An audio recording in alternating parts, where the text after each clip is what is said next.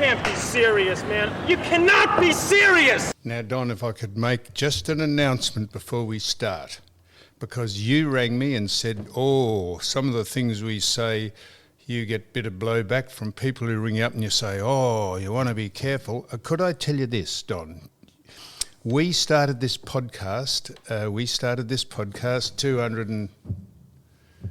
What are you doing? I'm doing an impression of you. Well, don't do an impression of me, mate. No one's... This is audio. No, hang on. Well, no, actually, we've got it's cameras not today. audio. We've got Right, cameras shut up. today. I'm just taking you off. We started this podcast out so we give our opinion about what we think, people might be interested in or what our opinion is. And you said, you've got a bit of blowback. I give my opinion. This is about The Voice, the Welcome to Country, COVID, electric vehicles, climate change, global warming, any other thing. And you say, my opinion, and it doesn't have to be yours, but my opinion about The Voice and the Welcome to Country and the history of Australia, is my opinion, and none of what I say is incorrect. You can't have your opinion in today's thing because it's a litigious in society, because it's very litigious, Don, and you will finish you're arguing up against sued. yourself, Don. Anyway, let's go. No, shut up. You're arguing against yourself. This is why we do this. We are not beholden to anyone. We give our opinion, and I know for a fact that the overwhelming majority of people who listen to this agree with what we say. And if you don't agree with what we say, why don't you ring us up or get us on... How do you ring? I know, I was just going to say you don't ring us up. You get us on direct message, or if you want to come in, direct message on... What is that? I don't know, it's on Twitter, not Twitter now. It's called on X. It's on X or Instagram. You can direct message. We're dummies, aren't we? And say we're going to become extinct. And say, Don, I would like to come in and have a debate with you if you want. No, I don't want people coming in. Well, it'd be in the name of an interview, Don. In the name of an interview, instead of if someone disagrees with what we say about the history of Australia, what should be taught in schools, The Voice and all that, and anything else you have a problem with, come in and chat to us if you wish. And we'll use you as an interview. But our opinion and my opinion is absolutely what I think. I apologise for none of it. And if you think that it's racist, it's not. On the contrary, it is just giving the other side of what we think about the nonsense that's going on in this country on a whole different number of levels. So that's the first thing. Now, we're going to just depart, Don, from because the doctor from Sydney, MD Fordham, is not on today, so he can't shout at us. But I wanted to get the shout-outs out of the way first before we get on to some very good topics we've got today, Don. Now, could I say firstly, I met, we've given this woman, I'm sure she's a woman, she looks like a woman. We've given her a shout-out before. Her name is... Nola Remmers, and she is from Nola Remmers Design. She's an interior designer, and I saw her because she lives around about where I live, and she said, this is what she said, she's very, very well sought after. She's interior designing a lot of apartments where I live. People have got onto the fact that she's a star, and she's a fair look. Using your place as a... You're not using my place for anything, unfortunately. Unfortunately, or Don, fortunate, Don, shut up. And she said she's an interior designer, and she's seen pictures of you on. She listens to the podcast. That's why we're giving a shout out. You shouldn't give shout outs to people who don't listen. And she said she'd like to interior design your dress code. That's not what her main business is. Her main business is interior designing houses and apartments. But she said she could run her eye over you, Don, just her eye over you, and she could give you some tips about interior designing your whole body. Now, talking about that, that's a very good segue into what I'm going to talk about. Nola. Well, Nola, if you want to help somebody, there's a man who leads our country. His name is Anthony Albanese. And AnAl. And I was having a coffee on Saturday morning, and here is a picture of our, Anthony Albanese in the sun. What is she laughing at? Go on, stupid. Keep going. No one's watching. She is. Sue. Oh, she's poking. You've got the concentration of a whipfly, Don. Will you shut up? Anyway, talking about, what's her name? Nola. You've got a job, Nola, with Anthony Albanese. Now, here he is. I'll show you the photo. There he is. See, in the picture. Now, this man, and I've come to the conclusion that politicians are nerds, aren't they? Nerds? Nerds. Mm-hmm. Do you know what a nerd is? They just don't kind of fit No, don't ask me a question, answer it yourself. I know what a nerd is. What is? Go ahead. Tell me. A pedestrian type boffin. And do you know what a boffin is? They don't do the mainstream thing like growing up. If you kind of get into your sport or you become one of the boys or whatever, and you kind of go down the nerds go off and do something else, and one is politics, and they dress accordingly. Now have a look at his lordship. This is our Prime Minister. It, Don. Don't up at the Garma Festival. He's got a fedora hat. What festival? Garma Festival. What is that? Well, that was a meeting last week where the Indigenous... oh, my God. What was he up there for? Well, promoting The Voice. Yeah, well, that was part of it. It's an Indigenous festival. Don't vote for The Voice, incidentally. I think that's it's my opinion. Anyway, listen, shut up. I'm talking about his dress. He's wearing a fedora. Now, he's got the bloody fedora, the brim, up. Like you have... Like a larrikin. No, larrikin. It's not the way you wear it. You kind of keep it down in front. That's the right. brim down and up at the back. Like a bogan. And then he's got it registered on the top of his head, so you see his forehead. It's not sitting straight on his head, right? Now, hang on, let me finish. So we're starting from the top. Shit. Then we get to the shirt. It looks like it's just come out of a box that morning. It's got crease down the sleeve. Either somebody's pressed it, and it's a white business shirt with a collar.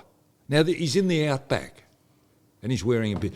Then he's go down to his jeans, and I think he's wearing, well, I won't say the brand, but he's not wearing Wranglers or whatever. And he's got you won't say the brand, but you just mentioned what it wasn't. What are they, Levi's? Well, I don't know if there are in Williams, but they look like they're fairly pedestrian. Anyway, he's got a belt, and it looks like it's just about under his armpits. Harry High Pants. Yes.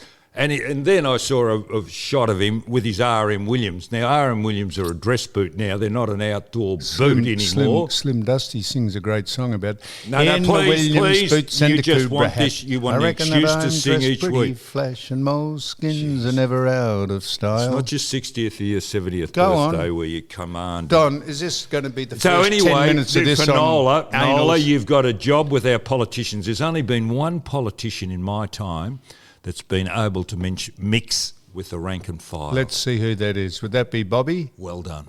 Bob Hawke. The rest of them are tryhards. Tryhards. You remember John Howard trying to bowl a cricket ball? It bounced halfway down. That's all right. John Howard is not a cricketer. Why get out and try and do it? Because he was trying to join in. Embarrassing. You had the last... What was it? Jeez, here we go. Who was the last Labor leader? Gough. No. Hayden. Pons. Hayden? No, in charge of Labor. They lost the election to Morrison. Oh, they lost. The bloke who's married to the Governor General.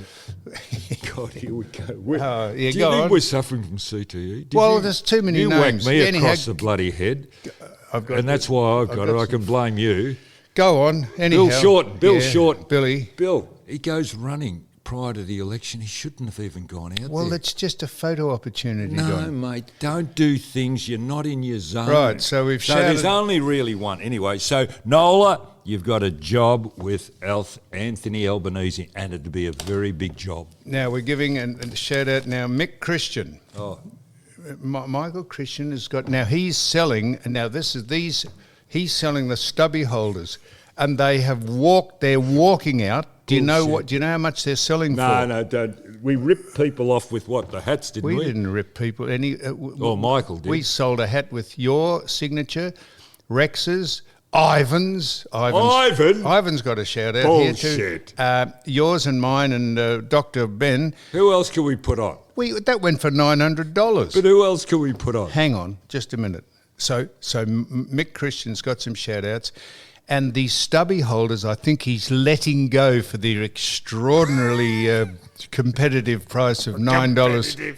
$9.95. And do you know why they're walking out? Because there's a picture of you and me on them, and you are actually smiling. Bullshit. And he said There's something wrong. The fact that people have seen you smiling, that has made sales go sky high. They've never seen you smile ever, and you're as smiling, your stupid little beady eyes and that drunken look on your face as though you've got wind.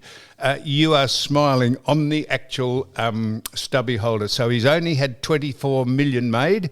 24? And 24 million he's had made. He might have overextended himself. But they're going out and they're $9.95 on michaelchristianmenswear.com. And here are his shout-outs. G'day. Hang on, this is from Michael Christian shout-outs. This is him. He sends in shout-outs for people who contact him. I think he makes them up. Well, you tell me if he's made this up. How would we know? Many shout-outs today. Brent Penny. Do you think he's made that up? Brent Penny from Douglas. Where? Douglas. Where is Douglas? Or from Douglas, Victoria. Douglas? Victoria. I don't know. Brent is a sheep farmer and listens every week. Lachlan Sykes from Yarrawai. Jeez, I think he's making these stuff up. I've never heard of Yarrawai or Douglas. I've never heard of him.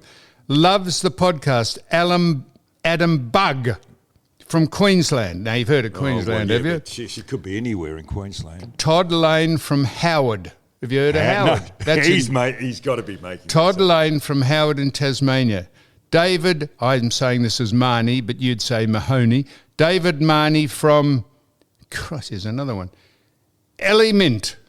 Ellen Bank. Ellinyt. Elamite. Yeah, I think I've been through that place. You've been through it. I think I have. I can't even spell it. Elamite, yeah. Jason. I think it might be down near Colac. Well, Jared Shawcross from Inaloo, Western Australia, Inaloo. Inaloo. Well, that's either where he is or it's the name of the place. No, he's making these names up. Inaloo.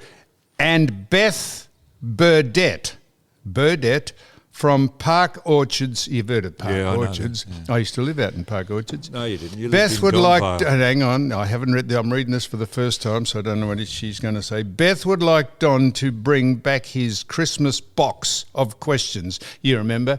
How far does a man ejaculate if he takes the top off it?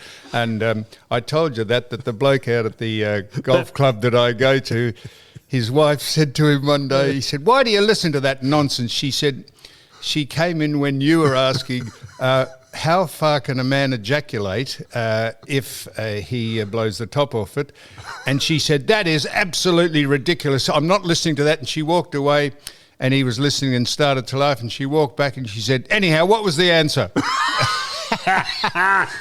So he'd like you to bring back his Christmas box of questions. Okay. And the leader for the third cap, he's auctioning the third cap. It's not... now, hang on. There's 5 of them, Don. There's 5 of them. How many... What did we get for the first one? I told you that. Did I not just tell you that? I've got $900. Really? What was the second one go for? It's 5. 5. And so...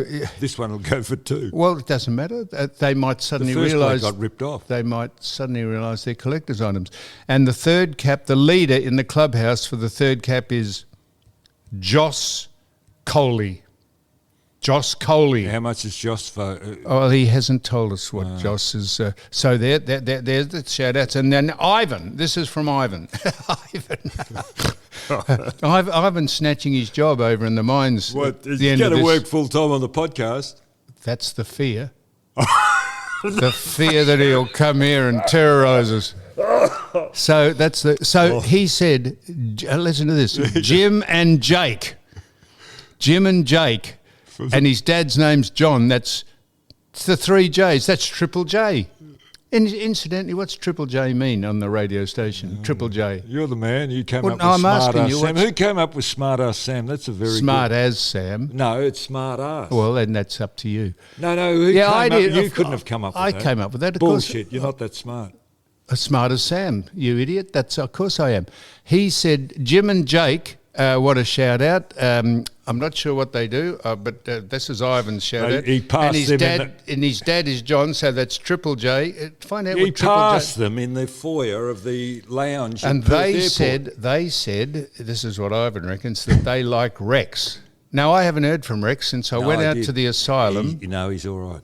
Good. Well, he rang me. Good. Well, he rang you, did he? So I went out to the asylum where he was and had a chat to him, and then he was going to stay at Locko's joint, so I go out to Locko. He wasn't there, and I sent him a message. I said, "Give us a ring, Rex. It's the last month. I haven't heard from him." He's doing fine. Good. Well, that's he only rings me when he's not, so that's good. So there we are now. Anniversary this year, 2023. Do you realise there was do you remember What? It was a piece of music that was quite different back in our day in the early 70s. And I played it, I was doing my housework on Saturday morning. Tubular Bells. Yes. Remember that, Mike Oldfield? Do you want me to Go on. Do you want me to tell you why he's famous? Go. Now, this is true. Go on. Sir Richard Branson, who started... was it Chrysalis Records? Chris Old. Did he have... Tubular Bells was performed by Chris Old. No, wasn't it? Chris Old. He was a fast bowler for England, opening bowler. Someone old. I just said to you, Michael Oldfield. Old. Here we go. All right, anyhow, Tubular Bells... Oldfield. Sir Richard Branson was bankrupt when he started Virgin, and he lived on a boat. No, he had a record company, my friend. Before he did all that, he had a record company. Don, I've read his book. We've interviewed him. I've had him on the footy show. I drove him back to his hotel. Okay, he was bankrupt, and the only thing that saved him before he started Virgin Airlines and Virgin Records, while he was broke. Bert Oldfield, is it? Or Bert Oldfield's the old Australian spin bowler or batsman or something. Anyhow, Tubular Bells. Bert Oldfield, Tubular Bells saved... Michael Oldfield, wasn't it? Oh, I'm fucked if I know. Tubular Bells saved Richard Branson's life and career, and he went from strength to strength on the success of Tubular Bells. While you're speaking, I'll look up who Tubular Bells is, but why did you mention it? Because it's the 50th anniversary, 1973. Well, Sir and Richard... also there's another anniversary which is happened 10 years ago.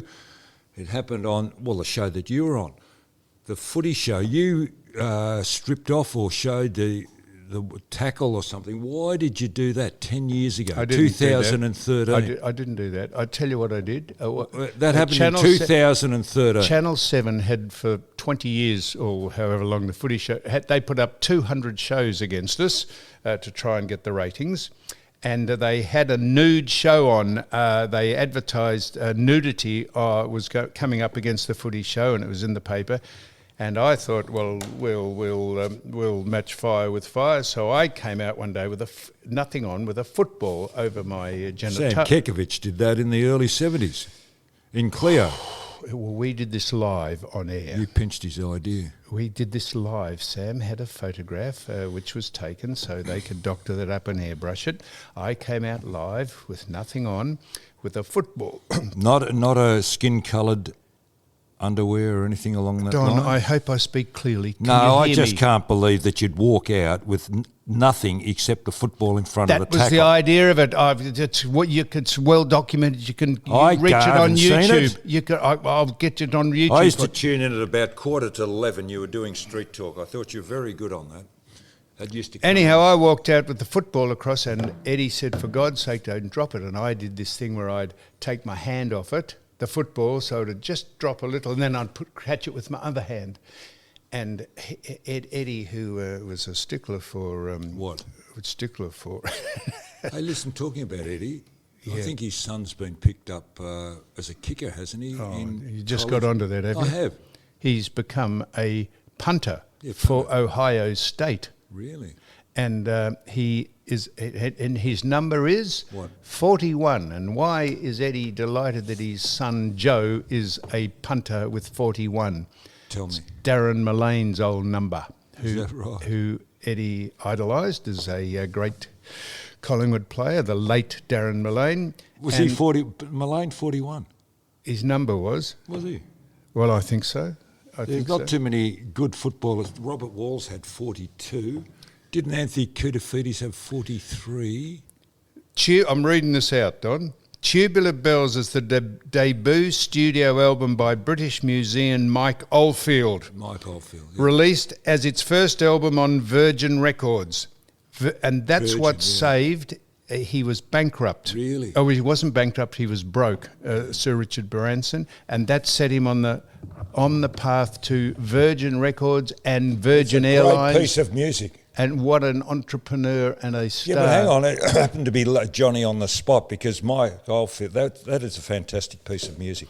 So any young person who doesn't know should just tune in and have a listen. It goes for about 45 minutes. Yeah. Well, that saved Sir Richard Branson. Now, Don. Really? So Eddie Maguire, speaking of him, now there's a big push to have him become the Lord Mayor of Melbourne. Wouldn't that be fantastic? To have someone... Well, I hope somebody just cleans this city up. I'd get out hang on. pressure... Why wouldn't Eddie be a great Lord Mayor? I think anybody who can clean up... Anybody could do this. Clean up the city. Get rid of how would you go about it, Don? I'd get a high-powered cleaning machine and I'd get in front of the buildings. I walked through Prague and Prague is just... the old part of Prague is just so... It is just a beautiful city. There's nothing over 2 story or 3 stories. Yeah, and you say it's clean. Yes. And you know why? Why? Because if you're caught graffitiing Prague in the Eastern Bloc, they'll kill you. Okay, but they'll put you in jail. Kill you. Now listen, kill you. Now, the facades... If you chew gum in Singapore and you spit it onto the footpath, you're put in jail.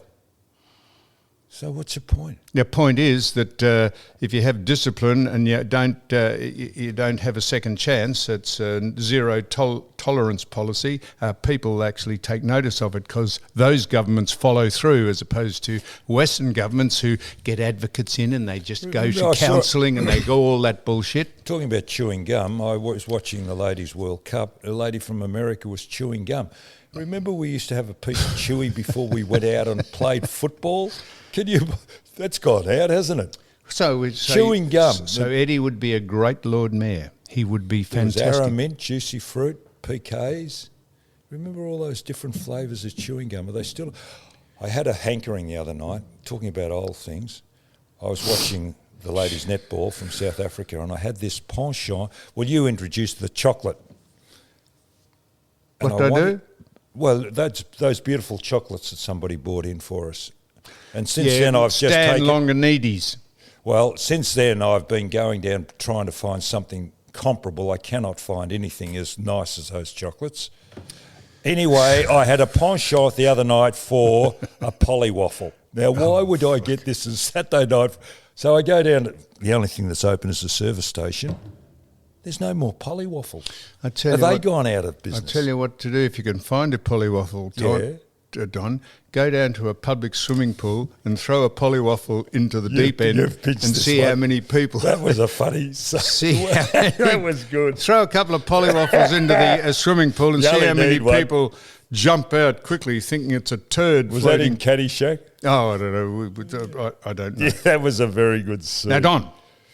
And Don. Anyway, polywaffles is something that's gone out, and I was hankering for... You remember the polywaffle? Of course I do, Don. And somebody gave me, you wouldn't believe this... Chiquitos? No, they're shit. They're a modernism. Polywaffles have been around since Adam was a boy.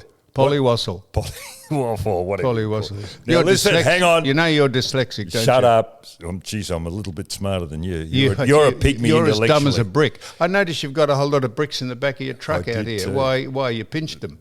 No, what have you got? I was bricks cleaning in up a job. And you stole them. No, well, I got to get rid of them. I found, hey, this is interesting. I found some bricks with the Olympic rings on and Melbourne across with Glen Iris Brickworks. Wow. Now, 1956, that was when Melbourne had the Olympic Games. Don. And Glen Iris Brickwork, where do you think the Glen Iris Brickworks were? In Glen Iris? Where?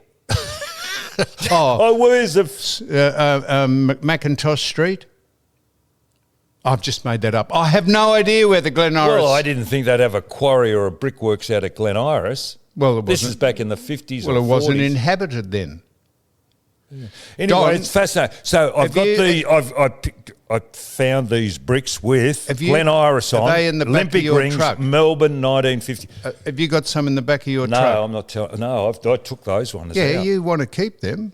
I took. Bring them one out. in here one day. No, Or bring one in to Why, have they a look could be at. worth money. Oh, you miserly old niggard.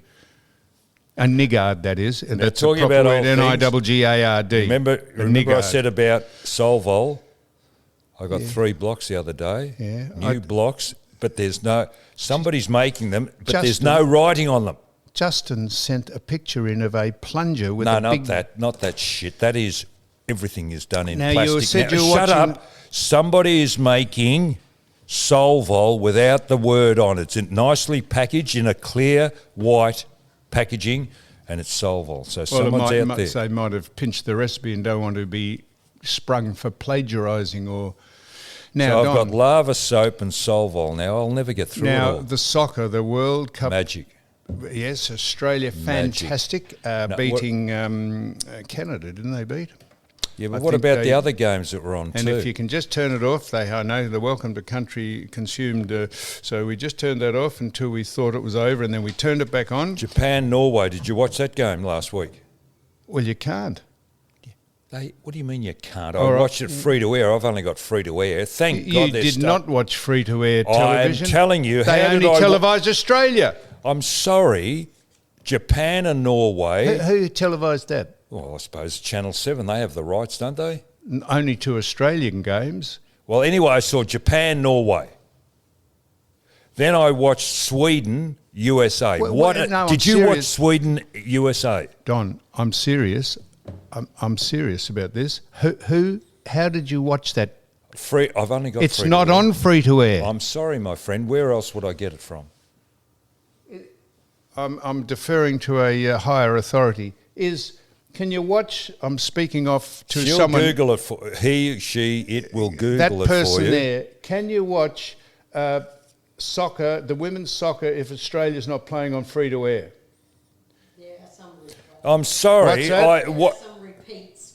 Repeats. No, I'm sorry. I watched it live, and what a sensational game, Sweden and USA. This is the Did they interesting... did they got beaten Sweden, USA? And they dominated the game. And they got their comeuppance. Shut up. Will you shut up for a minute? They had at least 20 shots on goal. 10 of them, I'd say half of them, 10, were saved by the goalkeeper from Sweden. And she was unbelievable. It went extra time. They were still locked away. Then they had the penalty shootout. And it was dramatic. I think both of them missed. You know, they have the penalty shoot-off. And both missed on 2 occasions. And Sweden, it just hit the top bar, came down, hit the American goalkeeper's hand or something. And it just went over the line. Can I ask you this question, Yes. Don? Is that the game when Megan Rapinoe Yes. missed the shot? Yes. And what a great piece of karma for Megan Rapinoe, Why? who is the most disloyal. Kneeled at the one of the World Cups in recognition of Black Lives Matter. Was a political. She is a dog. She has hang on. She has all the characteristics of a dog except loyalty. Whoa. She was she had a shot at goal, missed it. Should never have been in the side. Oh, no, hang on. She came on as a reserve. She should never have taken the shot for Why? goal because she wasn't good enough. She Her best days were over, and when she missed the goal to put USA out, she smiled, and it was all about I know her. that, but I thought I saw that. Hang on, I think that's her nerve. That's her way of reacting. Everybody's got a different reaction to pressure. She was a seasoned campaigner who got a game on her political. If you watched it, she was smiling after the game, which was her last game of soccer. Smile with a smile. She just reacts with a smile. You might react something differently. So I'd cut her a bit of if you slack. put your country out of a World Cup, you'd smile, would you? She didn't put it out intentionally. What about the other shots that were missed? All about there her. were 3 other shots missed. She was meant to be the saviour. Don't blame one person. There's a lot of pressure disloyal. in that. She, as I say, had all the characteristics of a dog except loyalty. No, she's a disgrace. Now, I'm going to be... We've seen some why these sports aren't, and I've been pushing it. Shut up for a moment. To see women play sport at a top level, anybody playing at a top level is fantastic. But I watched the netball, England, New Zealand. Why couldn't I get the grand final, Australia versus England? I couldn't find that one. I don't know, Don. I'm surprised. You and why doesn't any it get other more soccer games besides? Why doesn't it get more publicity than netball? Women are playing football and whatever else, and they're not any good at AFL. Why don't they show women at the peak of their sport, which is netball, and why doesn't it get more publicity in mainstream media? This might be a small way to answering that question. Rapinoe, who missed the penalty shot to put America out, her great claim to fame, she said when she asked what's a highlight, was equal pay for the women and the men in soccer. And if they were to generate as much income, shut up. If they were to generate as much income, do it. That's what I'm about to say, Don.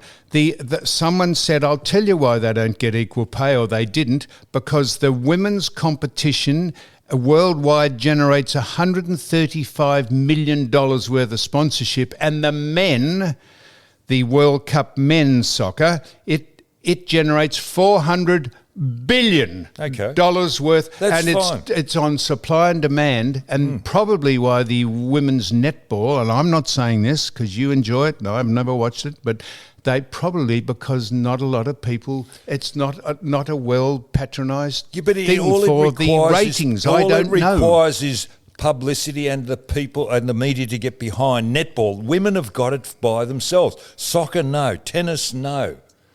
But they've got netball for themselves. Why it doesn't receive more, I do not understand. It is the best. And what about the poor old Jamaica, talking about sponsorship, Jamaica versus Colombia. Do you know Jamaica only got here because they were crowd-funded? They had to raise money from the public to send their team over. Wouldn't it have been great if Jamaica had got through to the final? And they were crowd-funded. Yeah. They couldn't afford to get here they were on fantastic. Their And own. interesting, John, you're into this. I was interested in the different physiques of the players depending on the country they came from.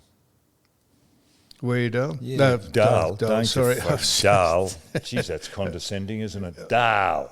Yeah, sorry, I Don. I hate that. Sweetie. Precious. Honey. What's that, Don? You heard. No, I'm saying, Don, why did you looked at the physiques? Give us a rundown on the physiques. Okay, the physique. You've got the Asian ladies from Japan. What do they look like? They're small, but they're quick. Not fast, quick. There's a big difference.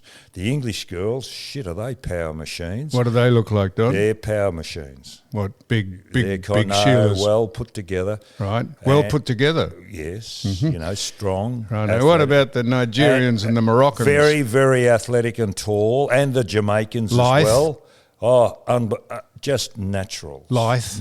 Naturals. Then you've got the Scandinavians. What do they look tall, like? Yeah, blonde. Tall, athletic, blonde. Blonde is the predominant colour. And then you've got Australia that are a mixture of everything.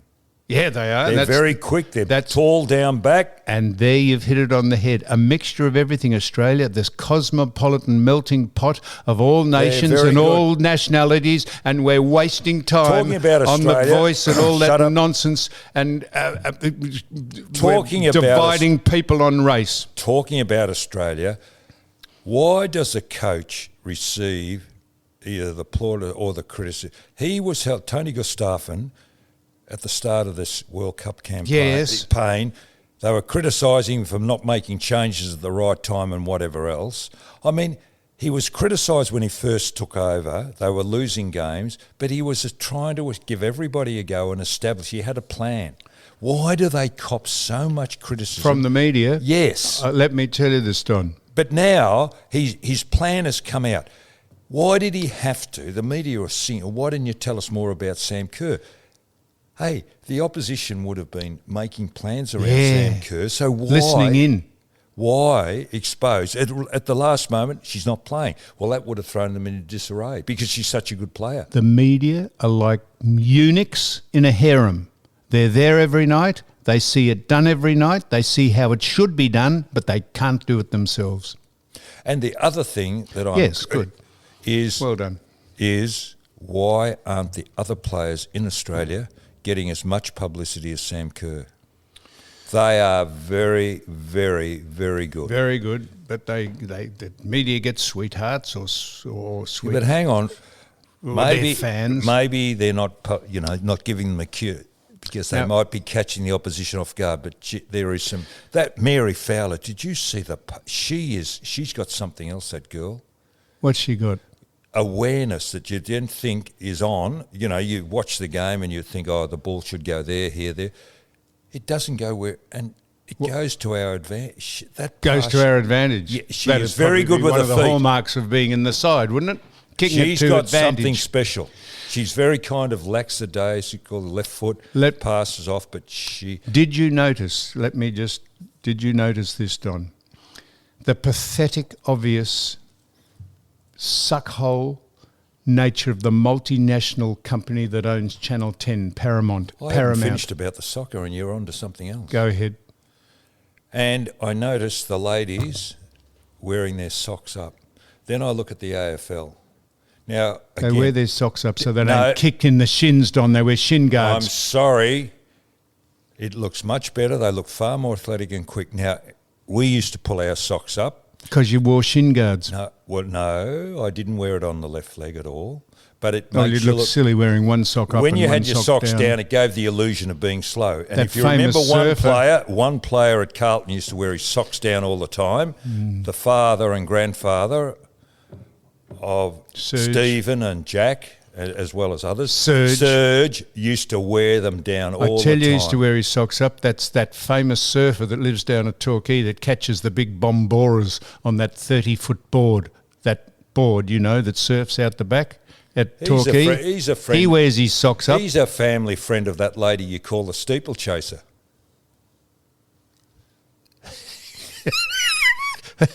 Don't say who I call the steeplechaser. Well, she tackled you at that luncheon. No, she did. Only because she said that. And listen, did you wear your shorts to that $1 million lunch? Let me tell you. Did you wear your shorts? No, I'm going to let me tell you. Come on. No, I didn't. Why not? Everybody else was done up to the nines. Why didn't you wear your shorts? I didn't wear my shorts. Did you wear a T-shirt without a collar? I wore a T-shirt with a coat. Hang on, let's just hang on. This was Melbourne's hoi polloi, and you rock up in a bloody T-shirt. You had long pants on? I had long pants and braces and a nice coat and a Tucker Carlson T-shirt. A Tucker Carlson? What, printed T-shirt? A printed T-shirt. With his head on it? Yeah. Why? Because he's a star. Hang on, this is Melbourne's hoi polloi. This is different. Well, there was people there without ties and. Were there very many wrinkles around? There wouldn't have been too many wrinkles on that. Can I tell you about? Hang on, were there many wrinkles? No, I think Botox they'd run out of Botox at that. So there was no candles on the there were no candles on the table? We're going to finish on this, Don, because no naked flame on the table. We're going to finish on this, Don. I'll tell you about the $1 million lunch. It was conspicuous by two. It was the Hamish and Gil McLaughlin show. They apparently ran the whole thing. Was it Welcome to Country? Let me just tell you about this. Two things that stood out. One was there was a Gil. One was there's a very fantastic speech by a woman who had had cancer twice. She was the keynote speaker, a woman called Taylor Miranda. She was fantastic, and she spoke, and not a dry eye in the house after she said how her struggle to overcome cancer and the family and all that sort of stuff. Yeah. Wasn't feeling sorry for herself, just explaining the legacy of what it is. So the first thing, then they did a raffle. They did a raffle for a car, a Lexus, I think it was. And there were, I know this, you would think the odds, there were 300 tickets at $1,500 a ticket. And the person she won't mind me saying this. I don't mind if she does because she's a fantastic person. Eloise Pratt, who goes out with John Stevens. She bought our whole table a ticket. Spent 30 grand on buying tickets for a raffle in the car. Really? When they drew the car out, you wouldn't believe who won. Eloise Pratt. No, the girl who'd made the speech. She won it. She won it. Bullshit. And so you'd think, that's a bit sus. But there were 300 tickets. She had a 300 to 1 chance of being drawn out. And it was absolutely ridgy-dig. You can't do tricky stuff like that. She won the car. Well, how fantastic's that? And the second thing that was conspicuous, Don, was the fact that there was no welcome to country. And I probably thought there was no welcome to country, seeing as the McLaughlins own half the country. And why would they be giving thanks to the original owners when they actually are the original? They own tracts of land out in the Western District. They don't. No, they don't. They do. They own. He's got a place at Winchelsea, and he's got a place down at Red Hill somewhere. Plenty of land, but there was no welcome to country. We couldn't believe it. We thought, maybe the wheels turned, Did the steeplechaser have a go at you? I spoke to the steeplechaser, and she's the person that put the picture of me with Tucker Carlson's T-shirt in, I presume it was. So, and one of the auction items was, wait for this, Don, dinner with McLaughlin and Goyder. Gil McLaughlin and what's his name, Goyder? Richard Goyder. How would you like to go to a dinner with those people? No, it was a dinner for two of the most boring people. Two of the most boring people. How much did the tickets go for? The ticket went for 40 or 50,000. Oh, bullshit. Because it was a table of eight people. Well, hang on. You could take 8 people, or there are 8 people. It was 60 grand. I'd like to know who paid 60 grand to have dinner with two of the most boring people you could possibly go to dinner with. All they'd speak about is themselves, or really. So that was the $1 million lunch. They raised plenty of money, and Don, we're going to come back now. I'm glad we finished on that, because the $1 million lunch, holy shit, and no welcome to country. People were just delirious. So you had a good time. Pardon? You had a good time. Not really. Oh. No. So that's it.